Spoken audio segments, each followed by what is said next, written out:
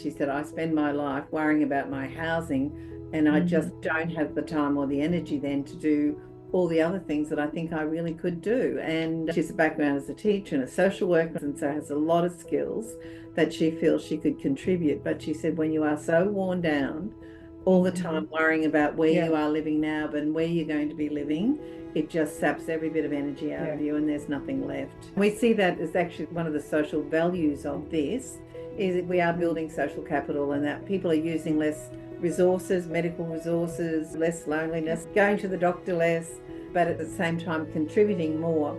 So we see that as social value of this project is very critical in terms of what the outcomes will be for those women and the community. Kia ora and welcome to the Homefulness Show. I'm your host, Zola Rose, located in Aotearoa, New Zealand. We believe housing can be a means for regenerative placemaking to create affordable and sustainable homes and neighborhoods developed in collaboration with the communities that live there. We'll be exploring different housing models and neighborhood designs and innovation in energy, water, waste, construction, land use, and food systems. We showcase housing policies, finance, funding, and community engagement to unlock this potential. This show aims to empower you with knowledge, resources, and networks to support you in creating great places to live. Come join us as we bring to life the more beautiful housing that we know is possible. Welcome, Susan and Adrienne. You've joined us from Australia to share with us about the Sharing with Friends Foundation. We'll talk more about how people listening can emulate what you have done. Hi, I'm Susan Davies, and I'm the president of the foundation, Sharing with Friends, and we've been going for about 5 years. And this is my friend and confidant, colleague Adrienne Irvine, and Susan's president of the foundation, and I am the secretary of the foundation. And been here since the start. Nearly 5 years. Yep. Well, great. Well, I heard about it in a, that it was having success when I was in Australia and was quite curious to find out more. So thank you for joining me today. Let's go back to your own upbringing and what would you say really defined a sense of home for you? Well, home was in the burbs in Brisbane, Queensland, in Australia, and very ordinary little house and parents, a mother who didn't work and a father who did. Well, my mother did the business books. So very stable, one house my whole life. And then I joined Zonta, which is an international women's organization. And I saw that stability and that certainty of living was no longer available to women my age, or many women my age. But maybe Adrienne wants to talk about her. You're a bit more... I was more of a nomad. A gypsy, yeah. Yes. Stable home, mum, dad, brother, sister, but we moved quite a bit. We started in Melbourne, and then in my early high school years, we moved to New South Wales, to Byron Bay back in the 60s, which was pretty idyllic back in those days. And then in my late teens, we moved to Queensland, and I've been here ever since. But yeah, I've lived in a number of homes, in different places. And then when I was married, we moved around quite a bit. But I think what was really critical for me is at 50, I was divorced and all of a sudden had to be totally and utterly independent. And I remember when I left with not much money. But I did have a job, and I remember my financial planner saying to me, Adrienne, if there's nothing else we do, but when you retire, you have to own your own home because it is the only way you will be secure. And that has resonated with me, and I guess and I have done that. And so for me, I've had that security, and I have that security now in my retired life. And I just feel really strongly about that because I can see where I could well be with some of, where a lot of other ladies are at. And I am very grateful that I had that advice. And I feel I really want to help others because, literally I could have been in that place if I hadn't had that good advice back 20 years ago. Yeah. Yeah. It's about security. Absolutely. Yeah. And for you both, what would be your ideal living situation? we certainly, in the process of creating Sharing with Friends and going through that, we certainly investigated the possibility of some of 4 or 5 of us doing exactly what we are trying to do for other women. And I can't remember now why we got too busy, I think, and we just didn't have time to do it. I think that too, we're secure. We've all got secure, like those of us that are doing it, we can do it because we have secure housing.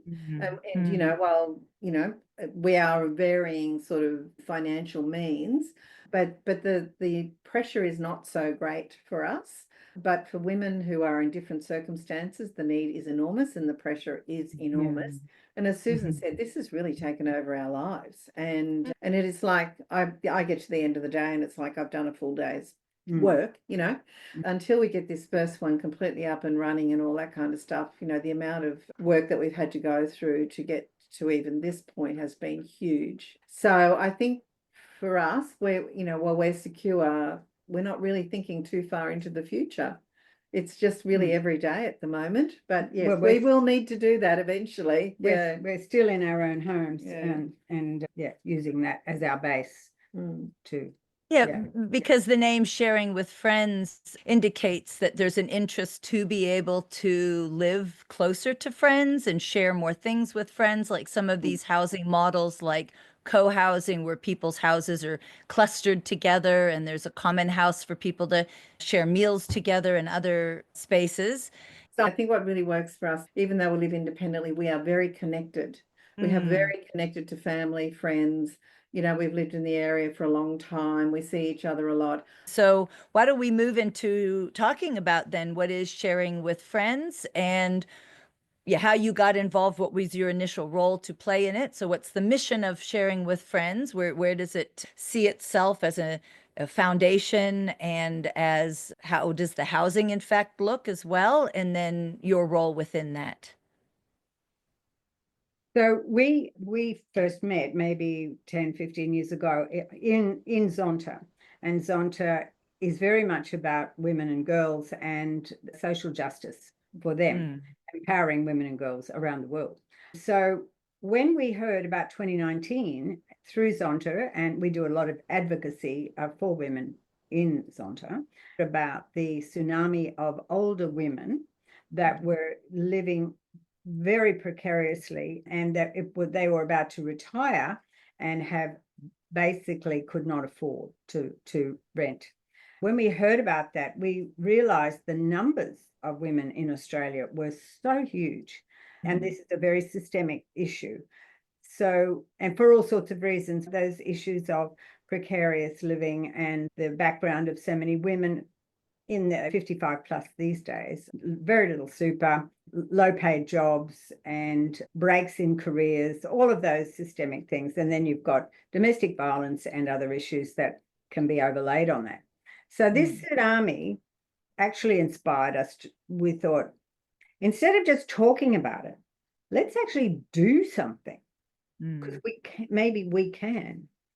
Because of our base of stability and connectedness, not just with each other, and Zonta is a wonderful network, but the connection outside in the wider communities. When you talk about 5 women on a suburban block, that's our model, sharing. It actually was a fairly technical reason. Well, we like the idea of 5, not too big, not too small, odd number. And the town planning rules said 5 people can live on a low density zone block and be allowed to build. That's the rule here. And that's why we landed on 5. We had a former Lord Mayor of Brisbane, Sally Ann, in our Zonta club, and she introduced us to her daughter, who designed our first concept plan. And that was where we learned about the 5. Remember that? And that was 2020. So it's now 2024, and we're just about to sign the contract this week or next week to start the build on the first one. So it's been a slow process for us. We felt frustrated. Other people say, "Oh no, you've done well," but for us, it's been grindingly frustrating to take it. So we managed through philanthropic means to attract enough money actually to buy the first block of land. We're not saying that that is going to be for future in the model, but just to get it going, because co-housing is such a novel idea here, we decided we just had to build it. Otherwise, we would spend our lives trying to explain what it is. So your foundation, so registered as a charity? Yeah. And so to buy that land, is that a low income loan or is that a straight out grant, or how'd that funding work? Philanthropic donations. Okay. Two of our original founders and board members donated 50% each, three of us actually, to make up the $600,000 for that block of land. So that's what we're building on. And basically our model has evolved, and there's some key issues, and I really want Adrienne to talk about.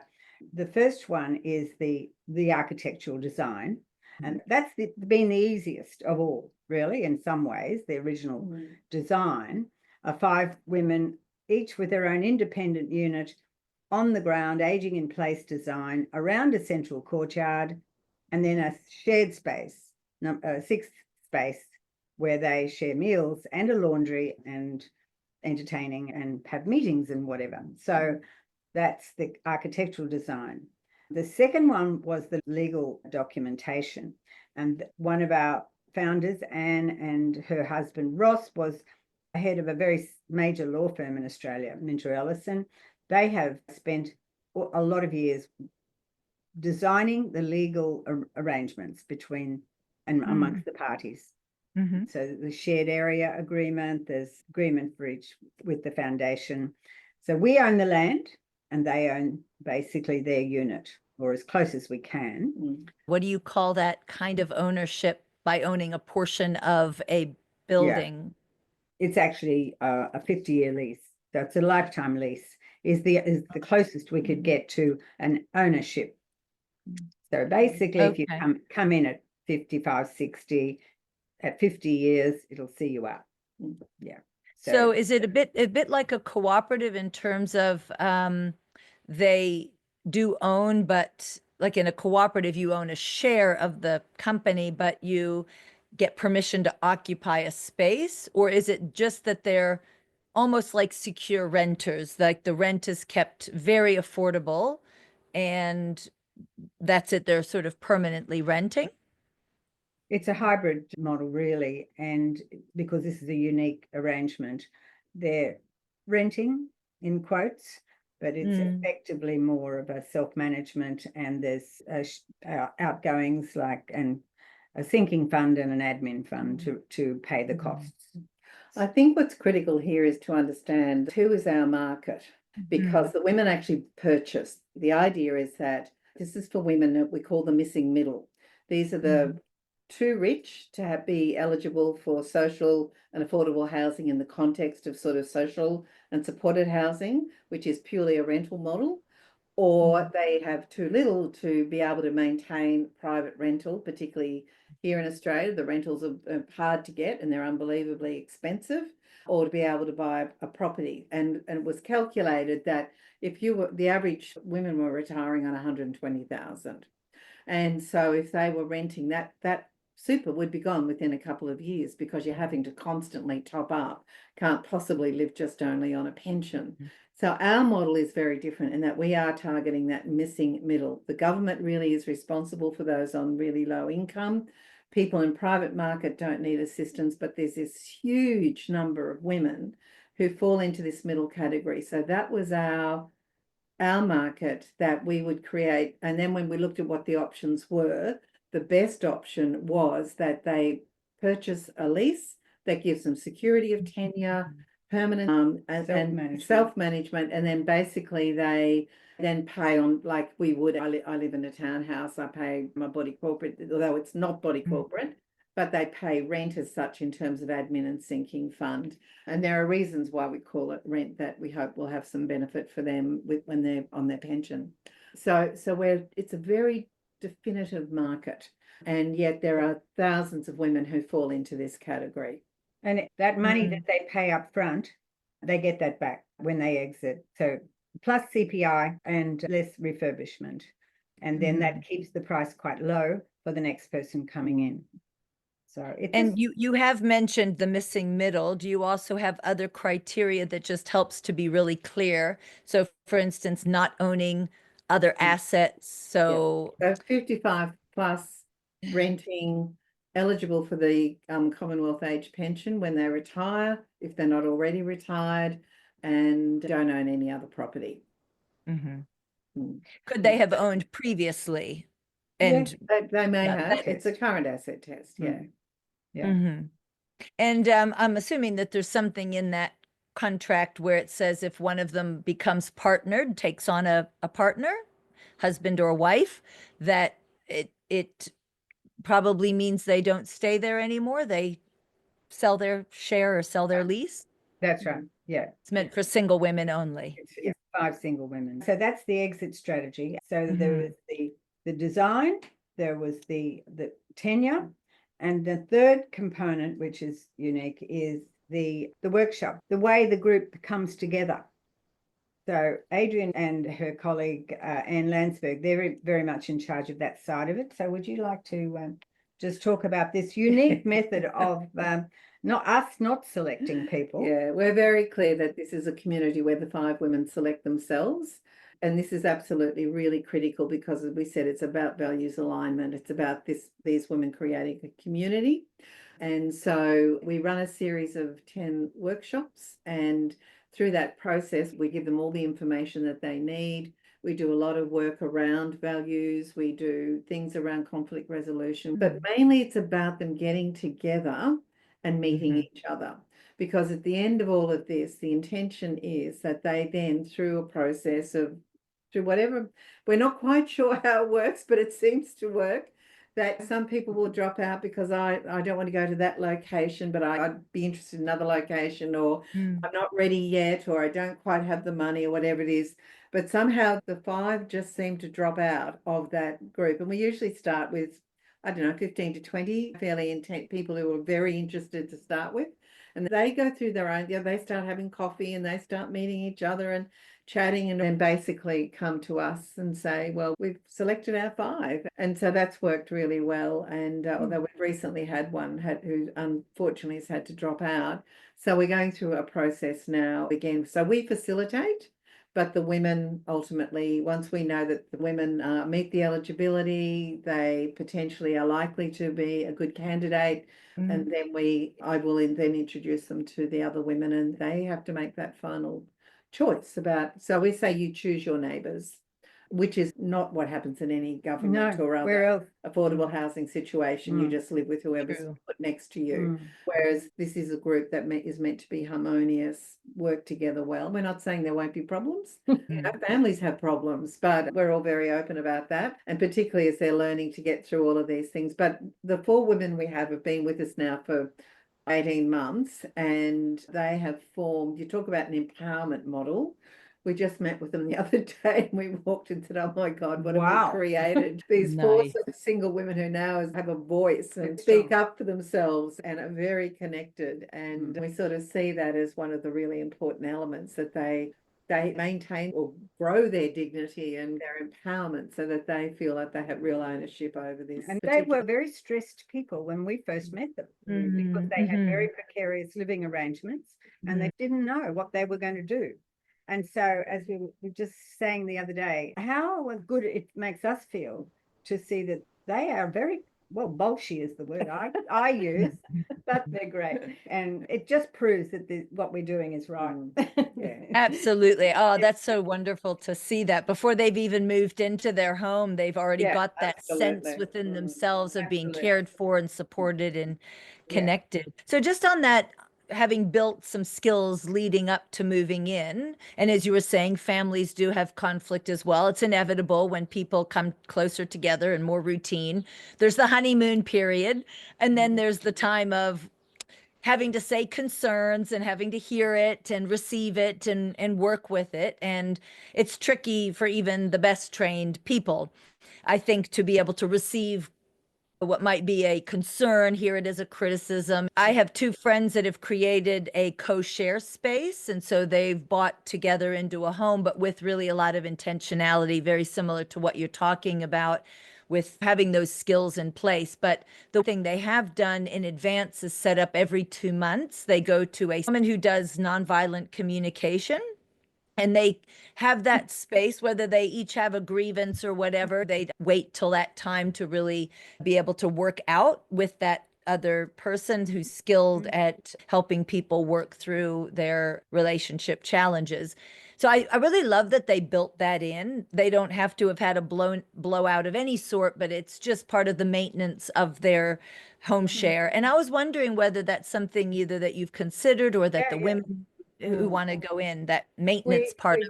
Yeah, well, definitely we have plans, certainly in that earlier period when they first move in, that we will continue to work with. I mean, the idea is we don't want to be a force with them or over them. It is very much a self-management style, but we have been talking about sort of doing some initial workshopping stuff with them and facilitating stuff in terms of helping them in that process of getting in, getting settled, thinking about how they might manage issues going forward. We will always be available in the background. They can always come to us if something is really serious.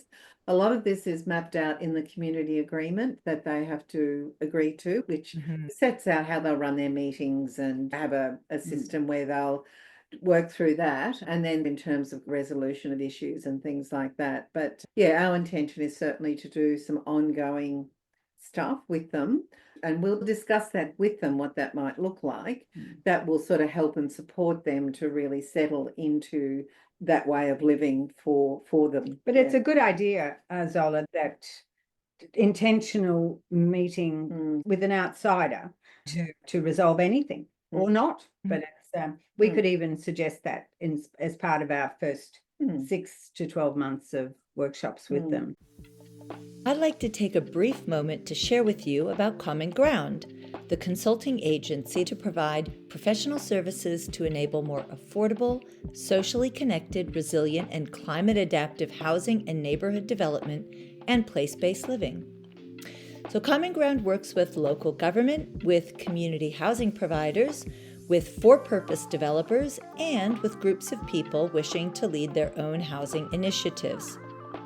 We provide services in housing strategy, design and facilitation of meaningful community engagement, research, policy development, training in new approaches to better housing outcomes. We also provide services in workplace culture and communication to create more cohesive and effective working teams and workplaces. You can visit our website at commonground.net.nz to learn more, and please sign up for our weekly newsletter for inspirational resources, links to case studies that showcase successful initiatives and policies, and get announcements to upcoming events. Yeah, and it might be something that after they get that routine of every 2 months, after the first year, they're going to be able to step up and facilitate themselves those kinds of discussions. But it's almost unnatural for us to be able to have those kinds of discussions. We're such an individualistic culture that the cooperative side of it is kind of new to most of us to be able to do that. I was wondering in terms of as a foundation, because it sounds like there's a lot of work that you've done over the years to set all this up, meeting with lawyers and architects and the council to get all the planning, et cetera. Did the foundation manage to be able to give an employment? Is there a director or an operations manager, somebody who's paid? Or how have you worked that project management side of all of this? Remain a voluntary organisation.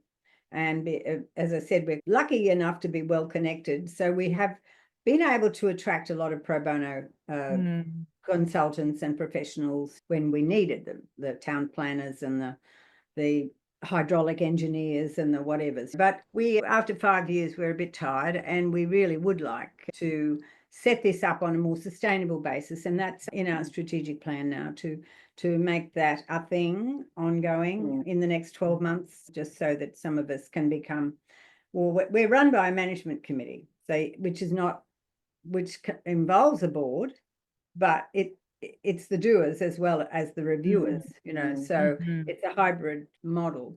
But we've had, in terms of construction, we have some excellent people on our management committee who are very skilled in that area. So they have been running the whole process of planning, designing, costing, and about to construct.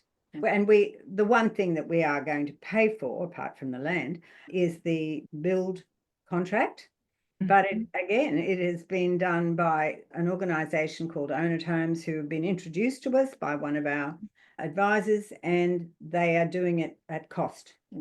So it enables us to have kept the women's housing contribution at 120,000, and we've held that for a number of years at that level against all sorts of rising costs. So that's the buy-in for this one.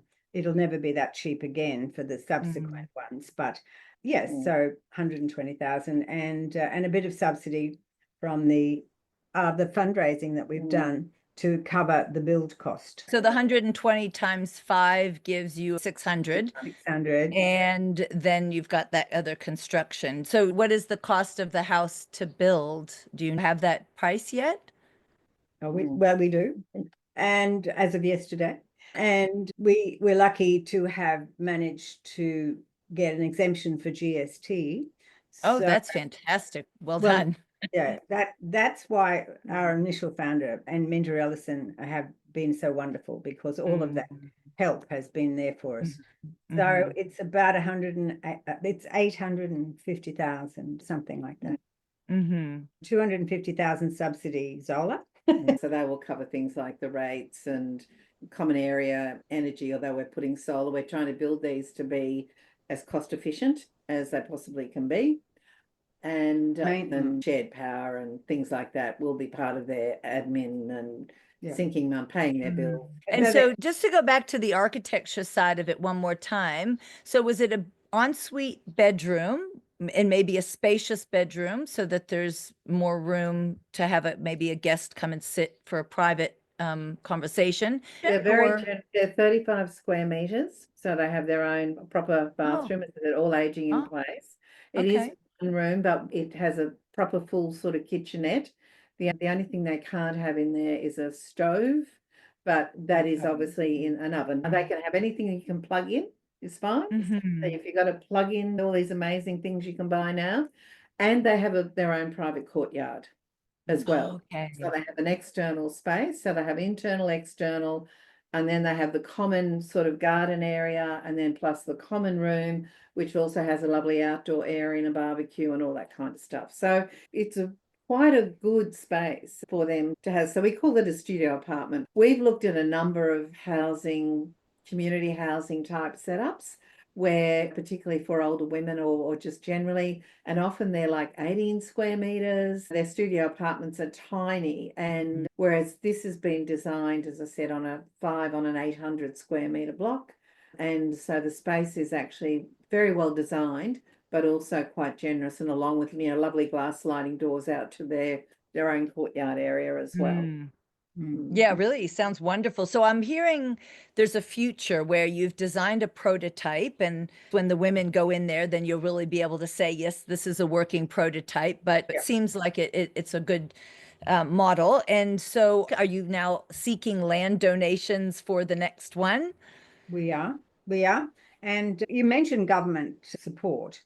We don't receive any. We don't receive any at all. So not that we didn't try, because we kept hearing what the government in Queensland saying, that in this housing crisis they were interested in innovation and new ideas. So we thought, oh, that's us. And so twice and the $2 billion housing fund was set up especially for that sort of thing in Queensland. But really, after 2 goes, it's clear to us that the government is just up to here with catering for the need for social housing. And they just really haven't had the bandwidth to be looking at ideas like ours. So even just in a seed funding way. So we just went ahead, and luckily, because we committed our funds and whatever. So we think in the future that local government is going to be the answer. There's like 76 local authorities in Queensland alone. So we know that local government has land and is interested in supporting something like this. And we've had an offer of land from Gladstone, which is Regional Council, 600 kilometres Kilometres north of Brisbane. Beautiful big port harbour sort of area, beaches. It's a really beautiful area. So we're talking to them. We're negotiating about a specific block as we speak. So that will probably be the second sharing with friends. And interestingly, we're partnering with the Zonta Club in Gladstone and also Shelter Collective, who are building community housing. And they are interested in trialling the manufacture of modular units, which as a theoretical idea, we thought that was great, but we never got our head around it until we talked to these people who are already doing it. So that's our next challenge, is to get all the aging in place, getting all the standards of space and good design on the ground in a modular format so that it can be replicated. And that would be another breakthrough for us to keep the cost of construction to a very affordable level. And then the manufacturing could be done in many other places. So we know that there are probably 100,000 women in Queensland. And so we know that there's a demand for what we've got. And of course, it's not for profit. So we will continue to keep those prices. The next one will be a buy-in at less than 200,000. Well, you can't buy anything in this market here, apart from a caravan, for less than 200,000. So it doesn't mean that we can cater for every. I wish we could, but we are but one solution. Yeah, we're just one. That's needed amongst many. I was having a discussion with a lady last night, and that sense of feeling their own self-worth, that they feel empowered, that they're actually contributing. It's not just a handout, that this is an opportunity for them to make an investment that is going to be a worthwhile long-term, give them the things that they really need, which is security and stability, which is where we started our conversation. And in the environment where they will feel that at least if something happened to me, somebody would know. I won't be in an apartment somewhere and I dropped dead and nobody'd know I was there. So yeah, that's a really important factor for us. Yeah. So we'll do what we can. You had talked about a particular size land, there being an ability to build for 5 people. Is there a minimum size that works for, or a maximum size, or is that just in urban areas? Where does that zoning apply? It 750 to 800, depending on the configuration of the land. That's the size of the block. That's square meters. That's the minimum size, I'm assuming. Is there a max? Well, we want to keep the price down, you know. So that's your sweet spot in terms of the policy allowing it and not being more expensive. Well, this year we've plateaued. We were pretty much ready to build this time last year, and then we hit a few hurdles. And it is about the nexus between the sort of land, the sort of use definition, because we had to go, instead of a family home, which is what we really wanted to be, and our architect wanted it to be, with just 5 bedrooms, it's actually had to be rooming accommodation. And then there's all these unintended consequences came. We got over the hurdle of the kitchens, because you're not allowed to have a kitchen in rooming accommodation. But then they said, oh, this is the planning people. Plug and play, Susan, plug and play. And I looked at her, and what they meant was you can have anything as long as you can plug it in and it's not a fixture. So we got around the kitchen idea, because of course older women have to have their own kitchen. And then there's other things that have happened, all sorts of reports and consultant reports and extra things that have added to the cost. So bottom line, and it also affects how the women can apply for concessions and pensioner discounts and things like that. So I won't go into the detail of that, but it's not suitable. It's less than ideal, I think, is the way to put it. Less than ideal. The boarding house Correct. model rather than a family home model. Yes, correct. On the surface, it will look fine as far as our prototype goes, but all that underpinning of town planning, building definitions, built in the building code, we need an amendment of the State Planning Act. And we're hopeful. We actually have a new government in Queensland, so we hope they might be receptive to this. And it is a definition of community housing, along with the disability housing and the youth shared housing. This one will be seniors co-housing. And it's an as of right definition under the Planning Act in Queensland. It doesn't cost the government anything, but the stroke of a pen, they can make this a very simple and replicatable model throughout the state. At community levels, we're hoping that community groups like us will pick it up. We will license them. Again, with Minter Ellison, we've licensed all our IP, and we will, for no cost, but for the agreement to be consistent with all the values that we espouse, and replicate this throughout the state. And every regional town in Queensland, we're very diversified, as you know, a very diverse regional area. And so there's many councils where we think that there's a huge demand and a huge ability to assist. Well, when I did my talk at the Sunshine Coast, 2 staff members from Noosa Council attended. They already seem to have this kind of community or regenerative housing, alternative housing models in their plan, in their housing strategy. And we're very keen to look at models. One of them had lived at Crystal Waters, and so he was coming in with advocating for these models. So maybe that's another council if you haven't approached them already, because they happen to have people very receptive at the moment in those staff positions. I think that's also what it's about. It's having staff members who get it, that can then from the inside convey that to their colleagues and advocate on the inside for these models as well. And very important to have the staff people in the councils who understand it and understand the value of it.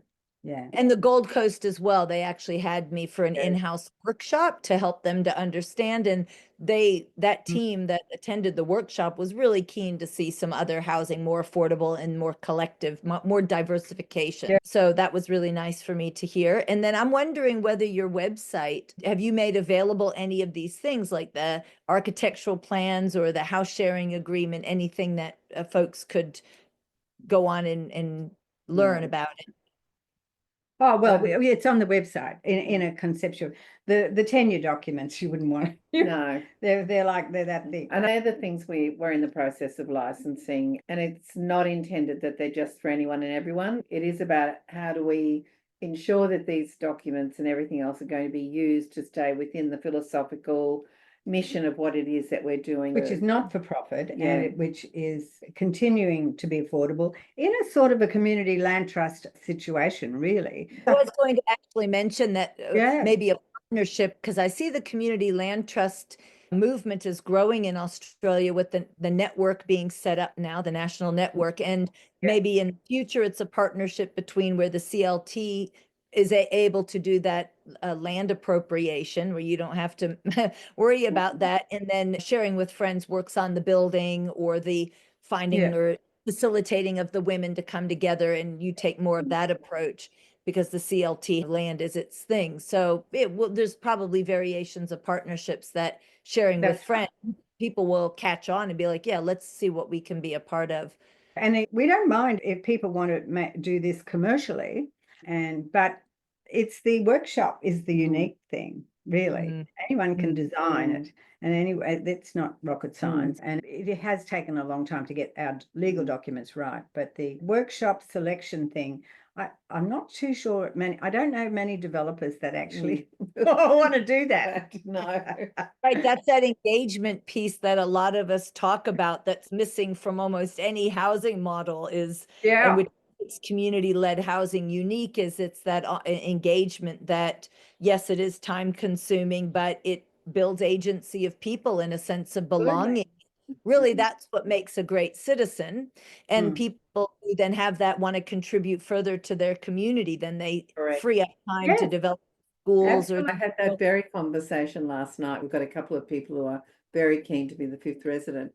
And that was her argument. She said, I spend my life worrying about my housing, and I just don't have the time or the energy then to do all the other things that I think I really could do. And she's a background as a teacher and a social worker and all those various things, and so has a lot of skills that she feels she could contribute. But she said, when you are so worn down all the time worrying about where you are living now and where you're going to be living, it just saps every bit of energy out of you, and there's nothing left. But it's absolutely true, and we hear this story over and over and over again. And we see that as actually one of the social values of this, is that we are building social capital, and that people are using less resources, medical resources, less loneliness, going to the doctor less, but at the same time contributing more. So we see that as social value of this project is very critical in terms of what the outcomes will be for those women and the community. It's so much more. When we talk about homefulness, it's really about the benefits way beyond the structure, which unfortunately is what has been the focus of government and developers and the narrative that we hear. So I'm really happy we had this conversation to share about the much, much more to it that what makes a home, and particularly for women. So just to wrap up, what is the way people can be in contact with what you're doing? Yeah, www.sharingwithfriends.org. And we've got a phone number there, and we've got email addresses and things. info@sharingwithfriends.org. We spend a lot of time talking to people, and we love it. We just love spreading the word. And they can sign up for our newsletter, which I have to say are not that frequent, but we will be getting one out very soon with all our good news, we hope. And is there any other things that you would recommend people to know about, whether it be from a podcast or a book or a movie, a video that can help them or inspire them on this? It's the Older Women Co-Housing, so it's very similar to our name. I know. Ouch. Yeah. So yes, I do use that quite often as an example. They do have that affordability. The whole thing isn't affordable, but they've managed to make some of it through a partnership approach. So that's a fantastic model. I think the key is that there are many models, and no one model can meet all needs. And so what we need, I think, is much more coming from the community. Like what we want to show is that the community can do this. If we wait for the government or developers, we'll be waiting forever. So it's really critical now. We want to inspire others to know that we all started with no experience in this, never built anything in our lives, but you bring in the right people, you get the right networks, you get the right help, you keep working through the barriers, and we just really want to inspire others to start thinking outside the box and to see that you actually can do it with a real will. You actually can do it. And we've done it with not a lot of resources. I said it's all come pretty much pro bono, so huge resources in that respect, but at the same time, a lot of goodwill, and we want to share it. And so if anyone else wants to take up the model, it's maybe 20% effort rather than the 100%. Absolutely. Let's not reinvent the wheel. Wow, could we also try a sharing with friends here? Why not, if we have a similar kind of a planning? This is about making sure they are absolutely secure and they don't live with that fear over their head. In our country is probably similar to yours, where we have very bad rental security here. It's more in the favor of the homeowners that are renting out than it is the tenants. So it is very precarious, even if you think you've got your rentals. Anything else you wanted to share before we close up? Well, the Zonta is in the middle of the 16 days of activism against elimination of violence against women. This is my orange badge. Orange is the color.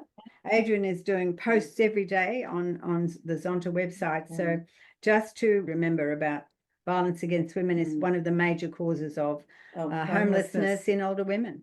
And there's also systemic violence. I believe it's not just the physical, there's, emotional, but I think we have a systemic violent problem as well, with women being left out in the cold so much with our housing system. So it's great you're raising awareness. I'm going to check out Zonta as well and put that in the show notes too, because that's an important. Thank you. Thanks, Ola. Thank you so much for your time. I look forward to keeping in touch. All right. Thanks, Thank Ola. you. Bye.